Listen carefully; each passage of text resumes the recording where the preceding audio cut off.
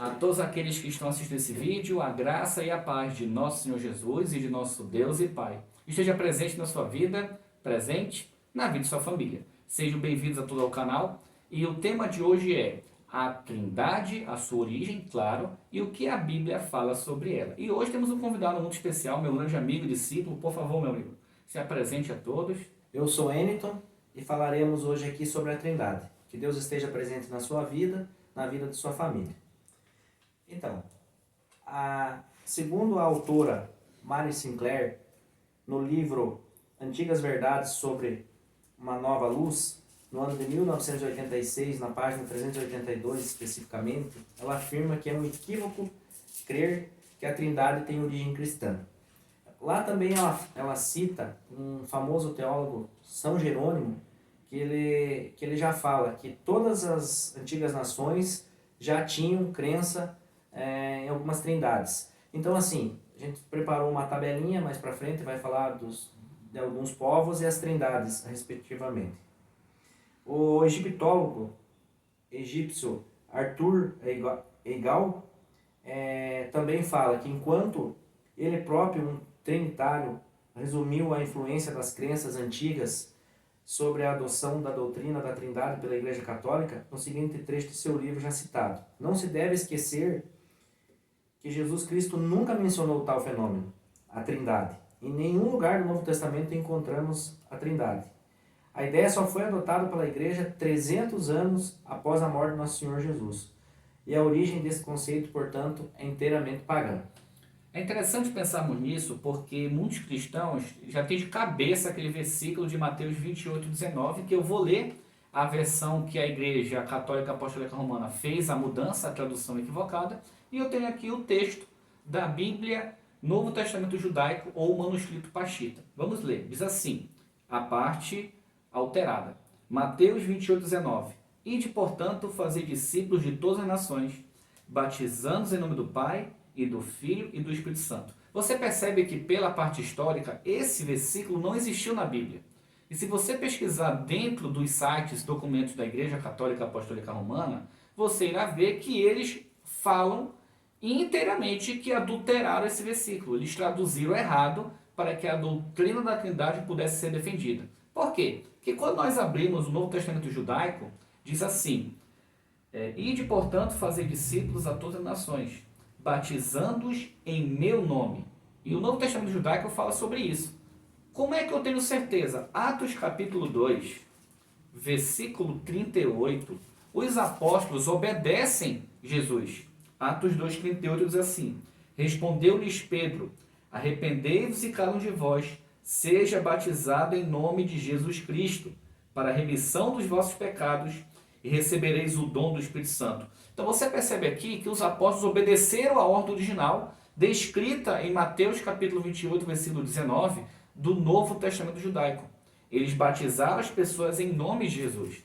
Se houvesse um batismo trinitariano, como esse versículo adulterado ou traduzido de forma equivocada realmente fala, aqui em Atos eles teriam batizado também em nome do Pai, do Filho e do Espírito Santo. Então, de acordo com a Bíblia até agora, e de acordo com a parte histórica mencionada, não deveria existir esse versículo. Vemos também que os primeiros cristãos, eles prestavam devoção a Deus Pai e Jesus Cristo, o Filho de Deus. E o Espírito Santo era o próprio Cristo, como podemos ver em Gálatas capítulo 4, versículo 6. Vejamos. E porque vós sois filhos, enviou Deus ao nosso coração o Espírito de seu Filho, que clama, Abba, Pai. Então nós percebemos que aquilo que nos foi dado, quando desceu o Espírito Santo, foi o Espírito do próprio Jesus Cristo. E veremos mais para frente versículos que comprovam essa ideia. Portanto, a ideia do Espírito Santo não foi plenamente reconhecida até a metade do quarto século, ou seja, aproximadamente 381 depois de Cristo, no Concílio de Constantinopla, quando o credo de Niceno anterior, a descrição do Espírito Santo, Senhor doador da vida, que procede do Pai e que com o Pai é adorado e glorificado. Ou seja, a partir desse concílio, começou-se a adorar o Espírito Santo como a terceira pessoa. Como se ele tivesse uma terceira, né? Exatamente.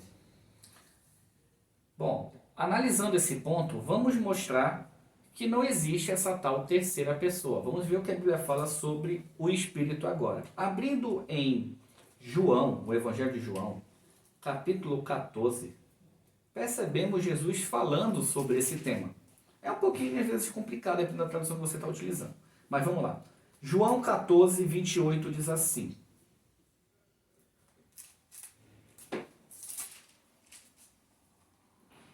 Ouviste o que eu vos disse, vou e volto para junto de vós. Se me amasseis, alegra-vos-eis de que eu vá para o Pai, pois o Pai é maior do que eu. Então aqui Jesus está dizendo que o Pai é maior. Sim, a volta de Jesus o Filho não sabe, somente o Pai.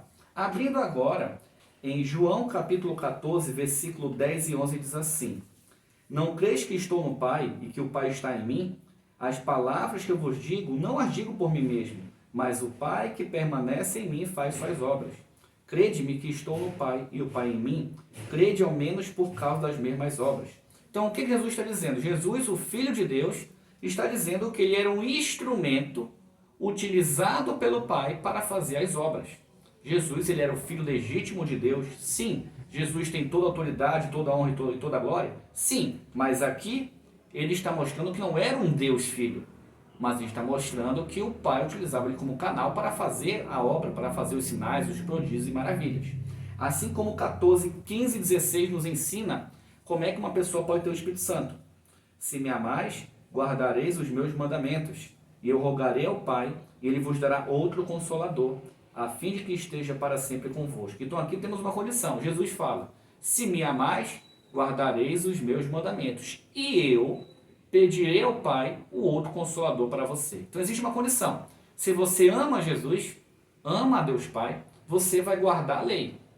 Se você ama a Deus Pai e ao Filho, e você guardar a lei, Jesus fala que rogará ao Pai para que ele vos dê o Espírito Santo. E ele continua.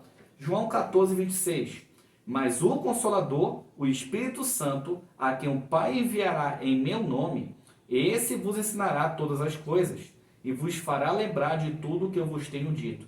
Então, o Consolador, o Espírito Santo, o Pai irá lançar o Espírito Santo ou dar o Espírito Santo em nome de Jesus. Então você percebe que ficaria estranho o Espírito Santo ser uma pessoa. Ficaria muito estranho. Porque do Pai irá enviar em nome de Jesus o Espírito. O Espírito de quem? Do seu próprio Filho. E ele continua. João 14, 21. Aquele que tem os meus mandamentos e os guarda, esse é o que me ama. E aquele que me ama será amado por meu Pai, e eu também o amarei e me manifestarei a ele. Então aqui está dizendo que o Espírito que Deus vai enviar em nome de Jesus é a manifestação de Jesus na pessoa. E ele continua. João capítulo 14, versículo 6. Respondeu Jesus: Eu sou o caminho, a verdade e a vida. Ninguém vem ao Pai a não ser por mim.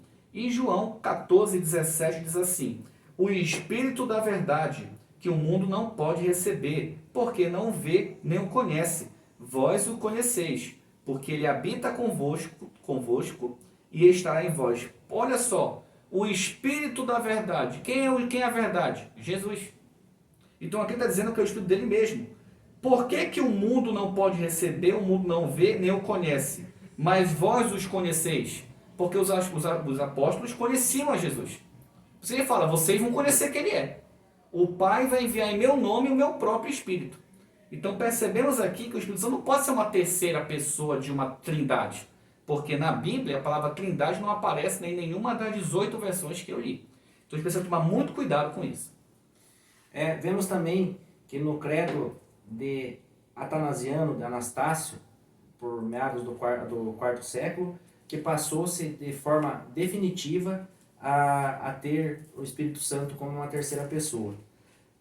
Dentre os povos, aqui que são muitos que nós trouxemos, os hindus, gregos, o japonês, enfim, vários povos. Eu vou citar aqui os egípcios, que naquela época eles já tinham a trindade deles, Osíris, o Íris e Horus. Então, de toda forma, esses povos já tinham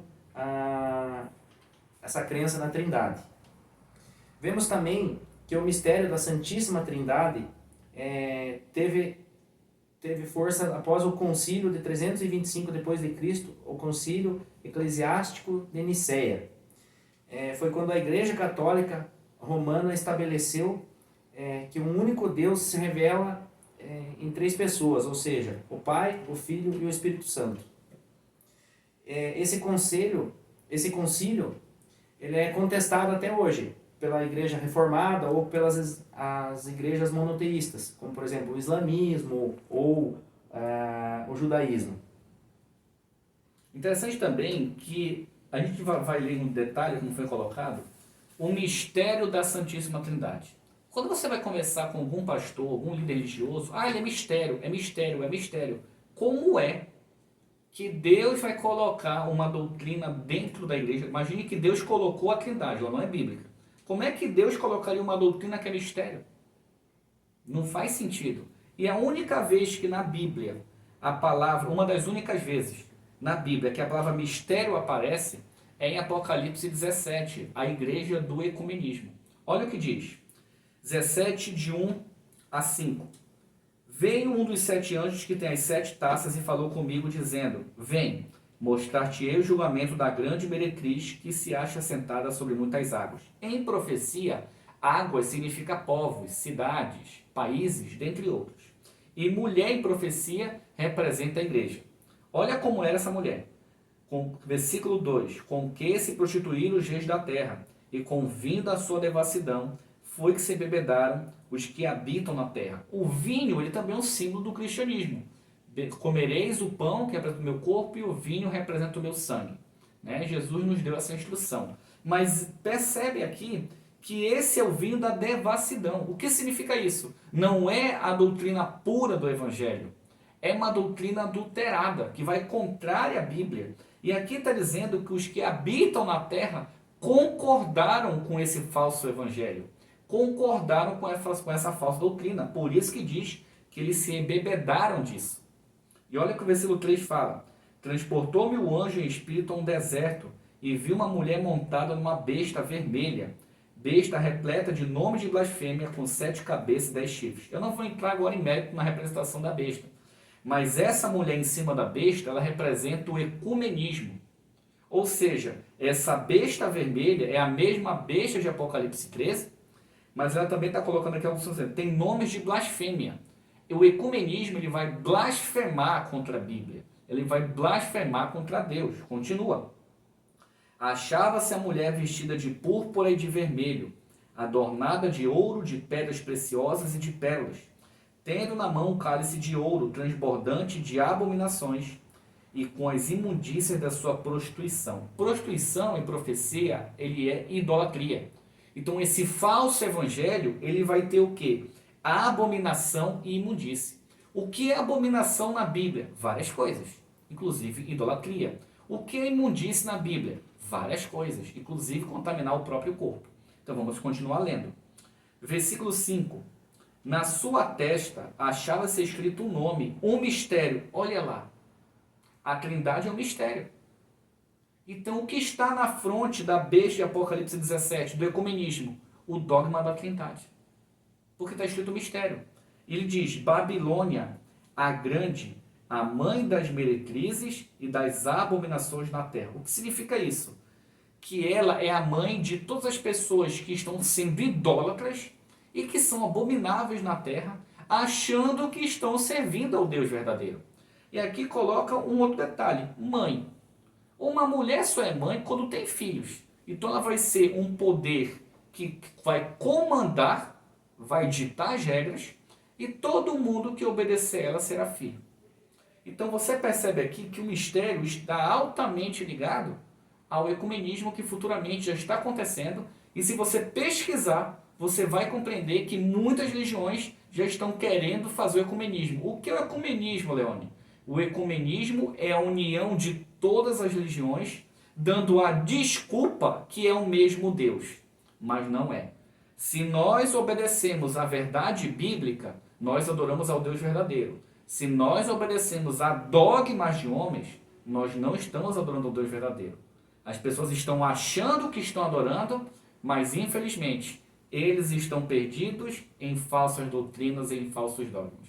Que possamos ter compreendido que a Trindade ela tem uma origem pagã e que ela não é bíblica, e tem mais dois versículos para nós abrirmos e comprovar isso. 3 versículos. Deuteronômio, capítulo 6, versículo 4, fala assim: Ouve, Israel, o Senhor nosso Deus é o único Deus. Então aqui, Moisés está ensinando ao povo de acordo com o que Deus mandou ensinar. Ouve, Israel, o Senhor vosso Deus é o único Deus. E quando você abre Êxodo, capítulo 20, versículo 3, diz assim: Não terás outros deuses diante de mim. Bom, mim é singular. Aqui, se tivesse mais de um Deus trino, ele falaria nós. Mas aqui ele falou mim. Continuando. Jesus também nos ensina isso em João capítulo 17, versículo 3, da seguinte maneira: E a vida eterna é esta, que te conheço a ti, ó Pai, por único Deus verdadeiro, e a Jesus Cristo a quem enviaste. Você percebe que Jesus não se intitula como Deus. Não existe nenhuma passagem bíblica que chama Jesus de Deus Filho. Se você iguala Jesus ao Pai, você está cometendo idolatria. A Bíblia te chama de anticristo. E vamos abrir agora. Primeira carta de João, capítulo 4, versículo 2. Nisto conhecemos o Espírito de Deus. Todo espírito que confessa que Jesus Cristo vem em carne é Deus. Todo espírito que não confessa Jesus não procede de Deus. Pelo contrário, este é o espírito do anticristo, a respeito do qual tendes ouvido e que ele vem, e presentemente já está nesse mundo. Então, quando você não reconhece Jesus, que ele vem em carne, e que ele não é chamado de filho de Deus, você é anticristo. 1 João capítulo 2, versículo 22. Quem é o mentiroso, senão aquele que nega que Jesus é o Cristo? Esse é o anticristo, que nega o Pai e o Filho. Versículo 23. Todo aquele que nega o Filho, esse não tem um Pai. Aquele que confessa o Filho, tem igualmente o Pai. Então, se você diz que o Pai e o Filho são a mesma pessoa, são o mesmo Deus, não tem diferença entre Pai e Filho. Então, nós como cristãos, nós devemos crer que o Deus Todo-Poderoso enviou o seu Filho digno de honra, glória e louvor, que possui toda a autoridade para esse mundo, para morrer e para nos salvar. E para concluirmos, primeira carta de Paulo aos Coríntios, capítulo 8, versículo 6, diz assim: Todavia para nós há um só Deus, o Pai. Ponto. Para nós quem? Os apóstolos. 1 Coríntios 8, 6. Todavia para nós há um só Deus, o Pai, de quem são todas as coisas e para quem existimos, e um só Senhor, Jesus Cristo, pelo qual são todas as coisas e nós também por ele. Em algumas versões hebraicas, diz que Jesus é o governante da criação de Deus. Então, biblicamente, existe trindade? Não, isso é um dogma pagão que está dentro do cristianismo. Então, que nós possamos ter compreendido um pouco da origem da trindade e o que a Bíblia fala sobre ela. Que Deus te abençoe. Um ósculo santo a todos. Que Deus lhe abençoe. Até a próxima, um abraço.